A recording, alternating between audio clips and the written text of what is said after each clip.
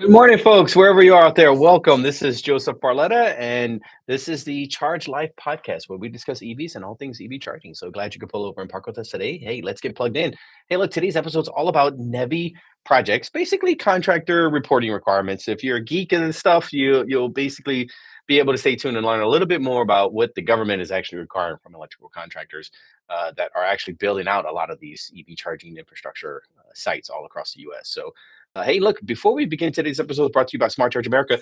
Smart Charge America installs EV charging stations. It's plain and simple. I mean, for residential, commercial, service-based applications, we're here for you for anything, whether it's purchasing, installation, design, plan, development. We do it all, and so we'd love to have you guys visit our website at smartchargeamerica.com if you can. And just remember, hey, like, this is all that we do. We literally just focus on all things EV charging. So we love you. And you can visit us again, smartchargeamerica.com. And remember, if you can't charge, you can't drive. Visit smartchargeamerica.com today to get started. All right. So on the event that we're talking about, kind of NEVI funds and Tesla as a Tesla, contractor, like what some of our reporting requirements are for some of these funds. I will tell you that it is a little it's a little vague, but then it's like straight to the point in some things. So some things are vague and some things are like black and white. And so honestly, what we know is the first thing we know is you have to be they what they want is as a requirement for the participating contracting party to build out these charging station sites. The federal government wants the contractor to be trained well in all things, aspects wise of putting in electric vehicle charging infrastructure. And so, of course, the federal union, basically got together, which is the electric contractors, electric workers union. They got together, and they're union outfits all over the nation. So the mothership basically got together and came up with this program. It's called the EVITP program. So the Electric Vehicle Infrastructure Training Program, EVITP program. Unfortunately, it's really being targeted towards those union shops. And in order for private electrical contractors to gain access to those training sessions, like there's not an online training course that you can just take. It's basically you have to physically go into the union workshops and actually do the course. And so there's nothing online. There's nothing like real fast that we can actually speed up the ability for a massive amount of electrical contractors to get this training all at once. And so it's one of the things that we're working on trying to spearhead. But that is one of the things. I mean, imagine that. I mean, you're getting government funding. Like they really want you to be well trained in exactly what it is you're doing, and just kind of think of some of the fundamental design, scalable, future proofing, aspects of how to properly, with regards to traffic flows and landscape and lightings and all of these things to really make it not a plague on society, but actually have it complement the environment around it. So that way it just blends in. So that was one of the kind of unique things.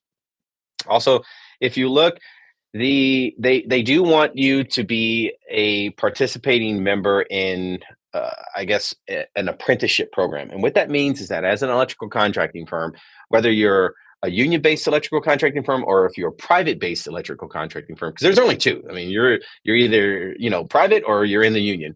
And from what we know, service-wise, about 10% of all electrical contractors are actually in a union through one worry or another.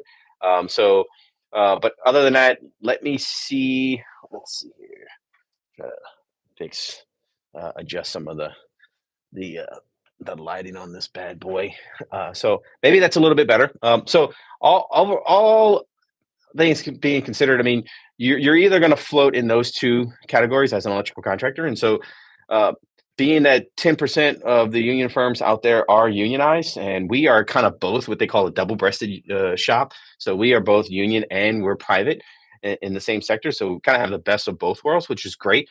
So we are EVITP certified as an electrical contracting firm, but one of the requirements is what they're trying to do is they're trying to state that if you are a union-based, firm, or if you're a private-based electrical contracting firm, they want you to have the people that are actually on site doing these installs. They want you to actually have an apprenticeship program that's available, meaning that they're not wanting to just have the senior people that are in the firm only do these. Like they're really wanting to make sure that the apprenticeships, the people in training actually have a hand in this, and basically assist in that buildup of that infrastructure. And so they're wanting to make sure that you have apprenticeship program documents as an electrical contractor to make sure that the people that are a part of those programs inside your firm have to actually be a participant in the actual build out of that particular project. So it's a really good way for getting your younger tradesmen involved with more of your seasoned tenured tradesmen, and basically working harmoniously together on that end. Imagine that, like bringing our guys from the ground up, like that's what we want. So really, really pumped up on that end. Yeah, as far as the I guess the kind of subcontractor timing requirements with regards to timesheets. As a subcontractor, when you're doing these projects, when you're putting these projects in the ground, you really want to make sure that what you have is a really good basis of tracking not only who's working on site, and it could be management, it could be management in the office, could be management, and foremen and project managers on site. But you also want to make sure that your electricians all have timesheets, and that timesheet is associated with a certain pay rate, to make sure that you're qualifying for both the prevailing wage requirements under the NEVI funds, as well as making sure that you're exactly who's on site, and kind of the overall project cost that it's costing you as an electrical contractor. Those reporting requirements will be required from your owner or your participating contract winner for that. So as an electrical contractor, just make sure that you have your timing sheets and your reporting requirements all readily accessible when the customer comes and asks for that. So you definitely don't want to make sure you stay ahead of that, and not kind of like not behind. And then as customers, if you won the contract, you really want to make sure you set expectations with your electrical contractor to let them know, hey, look, I need to know what you're paying your guys, and I need to know how I guess their timesheets. You need to have daily logs on these things. Some of these projects, they can go for 3 months up to 9 months, and you want to make sure that you have a daily consistent reporting regiment requirement. So that way you're not saying, oh, can you give me all the timesheets way back in, and there's basically not a reactive portion of like the reporting requirements. You really want to be proactive, and you want to have it on an ongoing basis to make sure that, hey, a lot of your guys here, they're not meeting the requirements. You need to get your guys here that meet the requirements, because overall the project could suffer with regards to some penalties or fines that could be redacted from the actual contractor or the customer that actually won the application. So that is something to consider. So and just the same, if you have electrical contractors that are involved in the project and they also have subs, you want to make sure that those subs are also providing the proper timesheet documentation report, all of that stuff, to make sure that they are also meeting the prevailing wage requirements. So it not only applies for contractors, but also for subcontractors. So any type of professional trades that you're getting, whether it be civil or whatever, you want to make sure that all of those personnel, that if they are working on that project, they have to be able to meet those minimum prevailing wage requirements, which I believe are set by the Department of Energy. You can go on their website and check it out there. So, but other than that, that's really good thing. I mean, we know, kind of as an electrical contractor, as long as you're following NEC code, you're doing everything according to local authority having jurisdiction, like kind of design criteria with the local utility companies. As long as you're abiding by those guidelines and meeting all ADA requirements and manufacturing specifications and requirements, and of course maybe local fire code, and you're making sure that the materials, like the actual charging stations that you're installing, are built in America, and kind of purchased and assembled in America. So there's the Buy America requirement that's basically mandated for all that. But that stuff should be outsourced and made sure that that is all done by the contract winner, not necessarily the electrical contractor. So, but as an electrical contractor, if you know your components, if you know your stuff ahead of time, you might be able to advise your customer like, hey, look, these things, you're not going to meet the Buy America compliant requirement for if you install these chargers, so maybe we do these. But that should all be done pre-planned in the submission requirements for the actual project well in advance.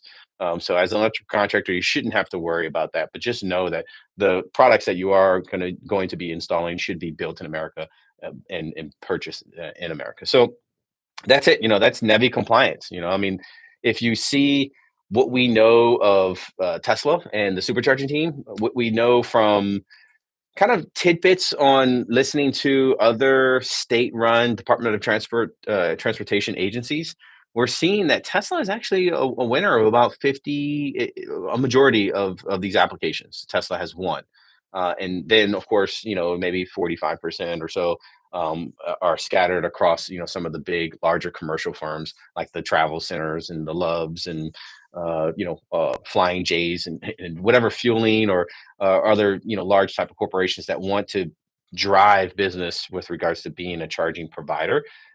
Those are the other ones that are actually catching wind and actually applying and getting accepted for a lot of these applications. These are basically kind of grant applications.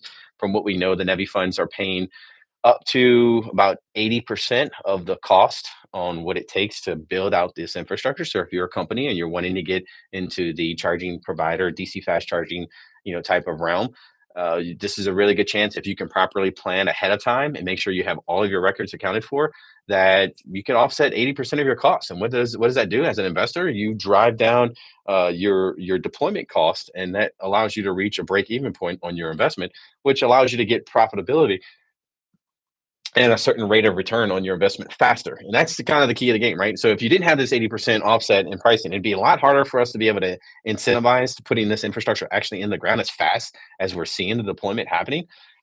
Unfortunately, because of the planning and the paperwork and all the guidelines and the managing of the program, so forth and so on, it's taking about a year from initial application acceptance phase to actually breaking ground on construction. It's probably going to take another 9 months once that construction is complete with all the validation of permitting and inspections and paperwork, filings and reporting records that we're talking about here. So just make sure, as electrical contractors, you guys actually have your timing sheets, your timing records, and all of the other program apprentice program requirements and your EVITP program requirements met, because your customer will be asking you for those. And so you want to make sure that you have that proper documentation ahead of time. So, but yeah, we're seeing Tesla winning about 50% of these applications across the board, and that's through various states. And so I don't know if that's across all states, but that's just kind of across some of the states that we're involved in. So that's really good news. I think that probably can play a good part in why Elon, kind of, I mean, other than throwing his weight around, what we see Tesla doing with their supercharger team, how they had the, really massive headcount reduction in their supercharger team, because they're getting a lot of these funds that are coming in they're going to help them build these charging stations, but they can't build. If they're accepting these funds, they're not going to be able to build as fast as that team normally would be able to deploy. So okay, great, let's have limited personnel that can still manage that program. Let's it's going to take us a little bit longer for us to be able to build out these charging stations, but great, look, we're getting offset of 80% of our costs to be able to put these things in the ground, so that's great. And overall, I think Tesla sees that a lot of like the rest of the industry is also, willing to step in and take burden of that heavy lifting burden that it takes to actually put these stations in the ground. It's a lot of work. And it's hard work. It's not just sitting behind a computer pushing paper. I mean, this is some hard work out there. So overall, I think as electrical contractors, we have to be kind of savvy and privy to that, but at the same time, make sure that we have our stuff together, because our customers will be requiring that. And so again, EVITP program, you want to make sure you get certifications in that particular program, and we can probably highlight some of the links in order to receive that certification on the comments section below. You want to make sure that you have an apprenticeship program. Now, of course, the apprenticeship program is provided by the kind of local unions inside your area.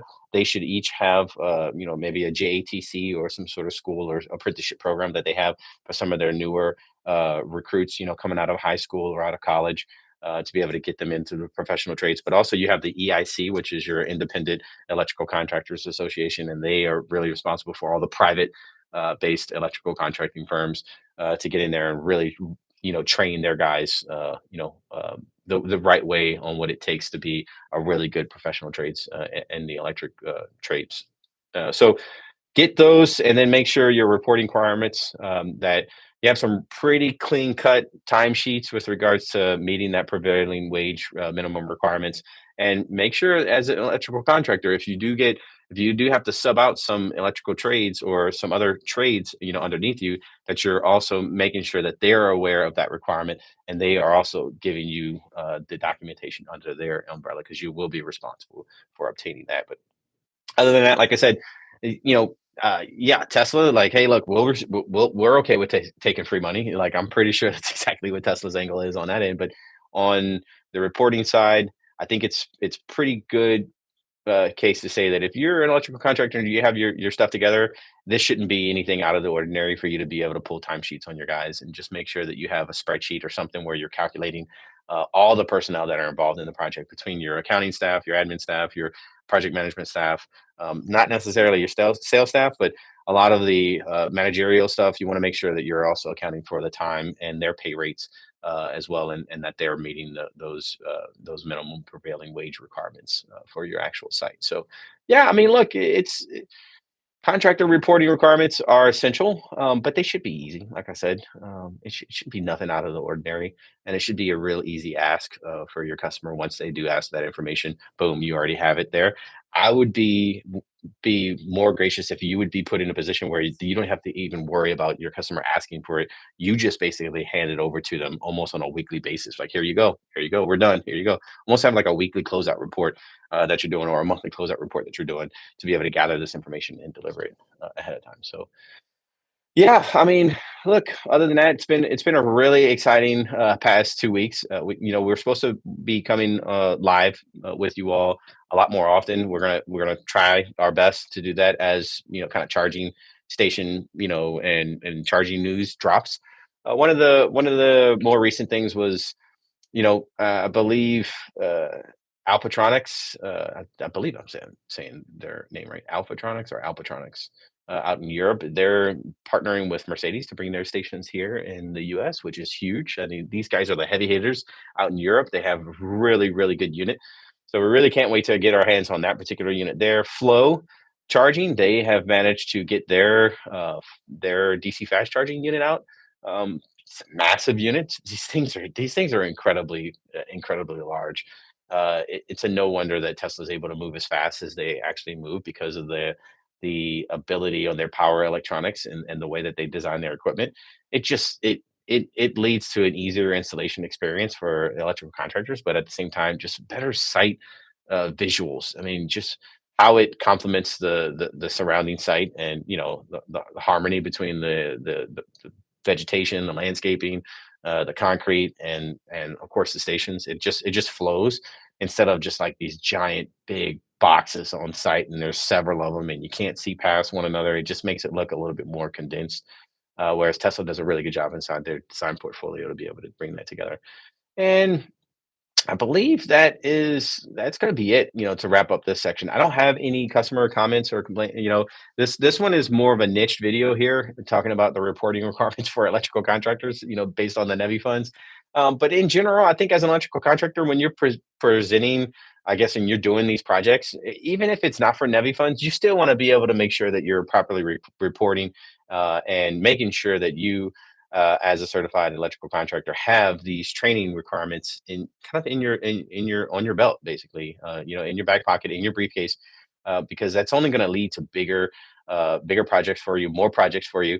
And I think we all owe it to ourselves, as electrical contractors or customers, or potential customers, that we need our goal is to be able to get as many charging stations in the ground as fast as possible. I mean, to be able to keep up with the EV demand that's going to happen over the next 5-10 years, we do own it, kind of owe ourselves that. So, But other than that, that is pretty much it, guys. So I want to thank you again for listening and joining it with us today, guys. Go ahead and click the thumbs up icon if you can. That helps out the Google algorithms. Comment, like, share, comment, subscribe below if you can, if you think we earned it. And again, look, thanks for charging up with us again today.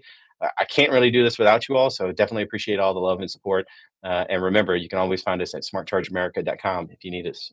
You can't charge, you can't drive. We'll see you next time. Cheers, guys.